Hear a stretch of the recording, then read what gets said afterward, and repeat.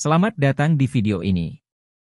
Amerika Serikat tak segan-segan mengirimkan pesanan pesawat generasi kelima ke Tiongkok. Rusia tersenyum dan mengikuti di belakang untuk mengetahui bocoran besar. Kabar terbaru tentang kapal Fujian telah datang dan calon pesawat berbasis kapal induk generasi baru pun heboh. Diskusi di luar dugaan pesawat generasi kelima terbaru Tiongkok tidak akan dimasukkan ke dalam kapal induk tetapi akan diekspor. Siapa yang akan menjadi pembeli pertama? Karena kemampuan konstruksi kapal induk Tiongkok meningkatkan ketapel elektromagnetik, tenaga nuklir dan pesawat berbasis kapal induk generasi baru semuanya ada dalam agenda. Sebenarnya pesawat generasi kelima selalu menjadi kandidat paling populer untuk generasi berikutnya dari pesawat berbasis kapal induk. Namun ketika berita resmi keluar, dunia luar tercengang.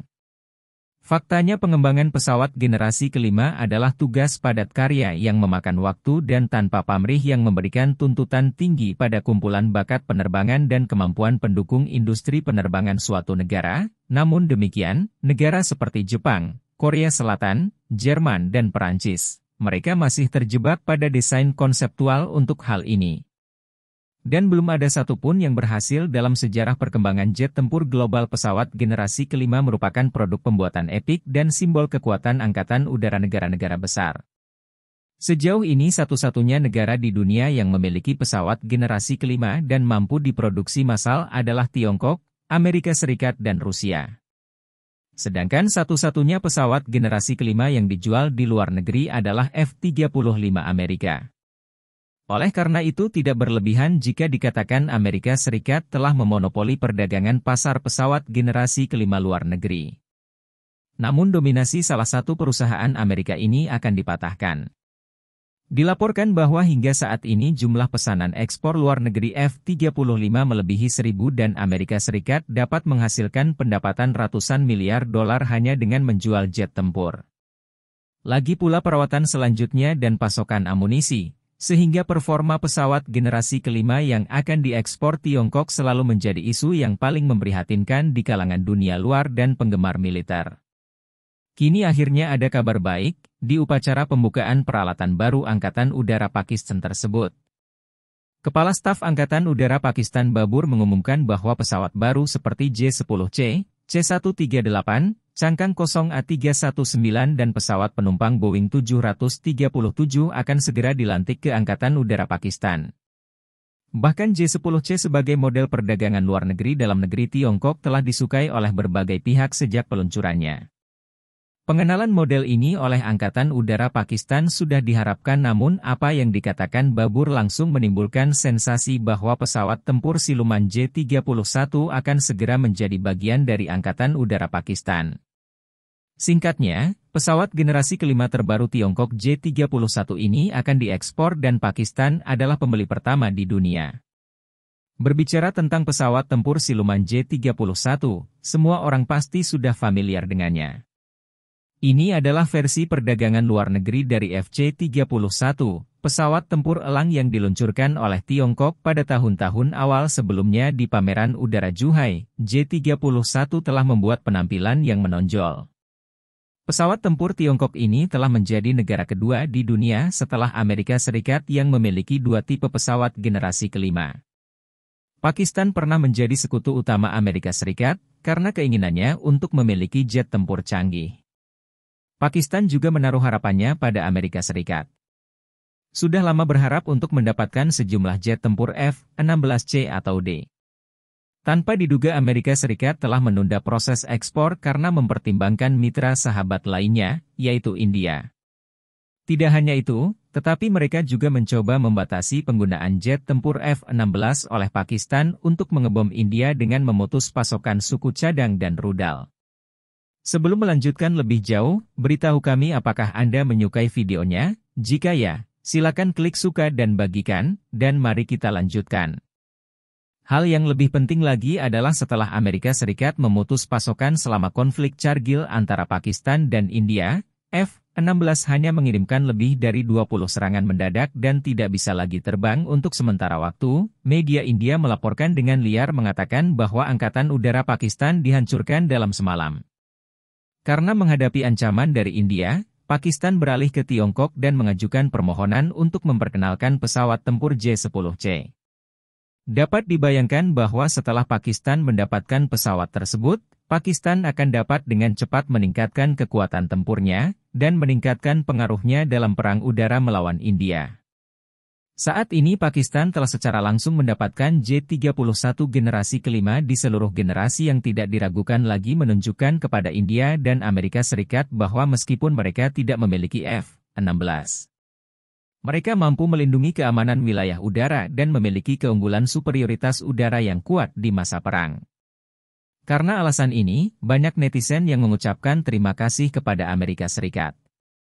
Pesanan besar ini secara pribadi dikirim ke Tiongkok oleh Amerika Serikat dalam hal kinerja J-31 memiliki kemampuan siluman kesadaran situasional yang tinggi dan kemampuan manuver yang tinggi. Yang semuanya dimiliki pada pesawat generasi kelima. FC-16 bukan lawannya sama sekali, bahkan membandingkan peralatan serupa F-35 dan S-35, J-31 pasti mampu melawannya.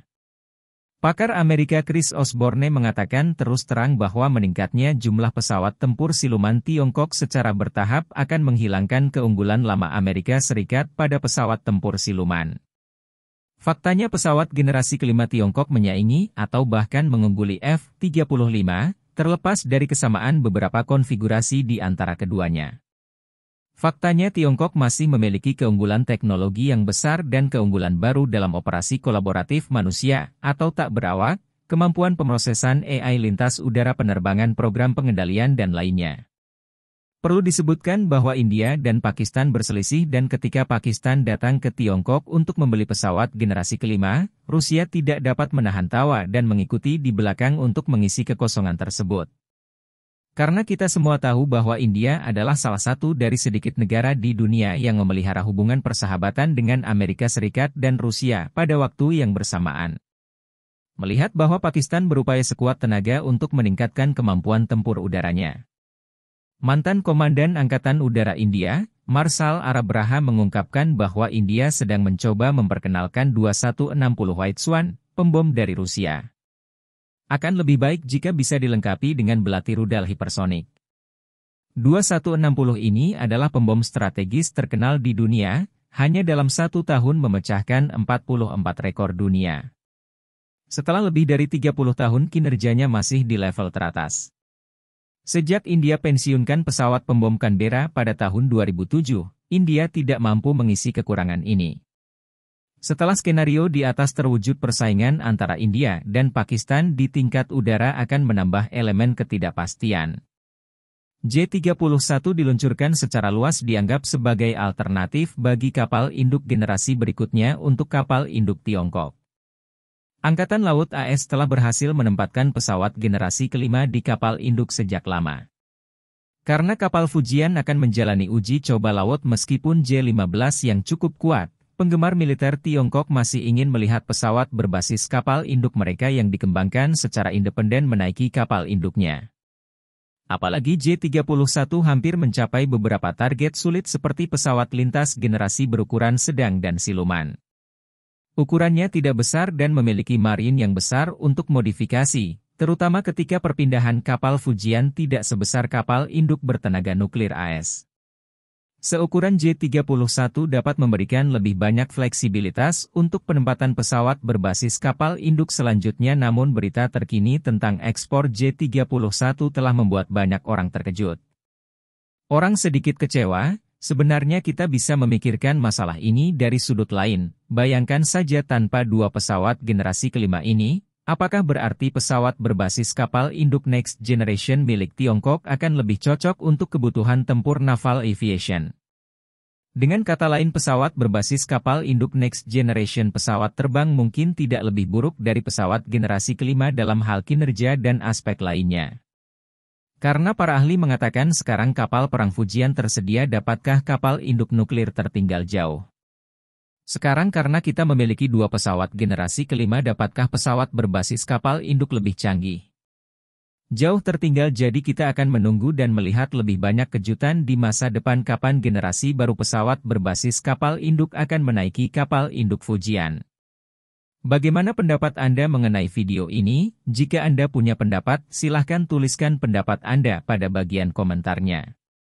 Dan jika Anda suka dengan video ini, silahkan klik like dan subscribe. Dengan begitu kami akan membuat video lainnya untuk Anda semua. Terima kasih dan sekian dulu dan sampai jumpa di video berikutnya.